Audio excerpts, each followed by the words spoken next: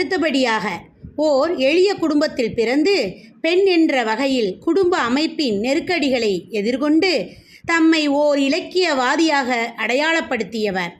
தமிழில் எழுதிய பெண்களில் முதலில் களத்திற்கு சென்று மக்களிடம் செய்திகளை திரட்டி கதைகள் எழுதியவர். புதினங்கள், சிறுகதைகள், கட்டுரைகள், குறுநாவல், குழந்தை இலக்கியம், வரலாற்று நூல் என எழுத்துலகின் எல்லா தளங்களிலும் தடம் பதித்தவர். வேருக்கு நீர் என்னும் புதினத்திற்காக சாகித்ய அகாதமி விருது பெற்ற முதல் பெண் எழுத்தாளர். இத்தகைய பெருமை மிக்க எழுத்தாளர் ராஜம் கிருஷ்ணனை நம் கண்களுக்கு காட்சிப்படுத்த வருகிறார் 9ஆம் வகுப்பு மாணவி வளர்மதி. என் பள்ளி பருவத்தின் பசுமை மாறா நினைவுகள் நெஞ்சில் எழுகின்றன. வணக்கம்.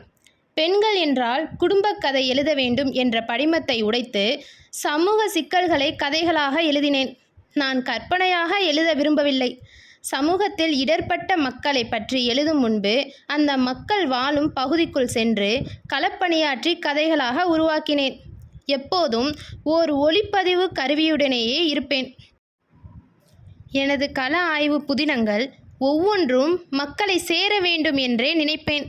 நான் எழுதிய பாஞ்சாலி சபதம் பாடிய பாரதி என்னும் பாரதியின் வரலாற்று புதினம் அனைவராலும் பாராட்ட பெற்ற ஒன்றாகும்.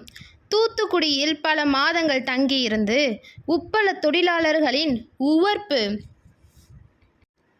வாழ்க்கையை கரிப்பு மணிகள் புதினமாக ஆக்கினேன். நீலகிரி படுகர் இன மக்களின் வாழ்வியல் மாற்றங்களை குறித்து நான் பதிவு செய்ததே குறிஞ்சி தேன் புதினம். கடலோர மீனவர் வாழ்வின் சிக்கல்களை பேசுவதே அலைவாய் கரையில் புதினம்.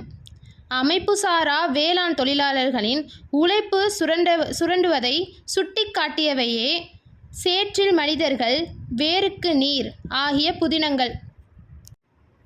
உங்களை போன்ற குழந்தைகளை தீப்பெட்டி தொழிலில் முடக்கி தீக்குச்சிகளை அந்த பெட்டியில் அடைப்பதை போன்று குழந்தைகளின் உடலையும் மனத்தையும் நொறுக்கும் அவல உலகை கூட்டு குஞ்சுகள் புதினமாக அளித்தேன்.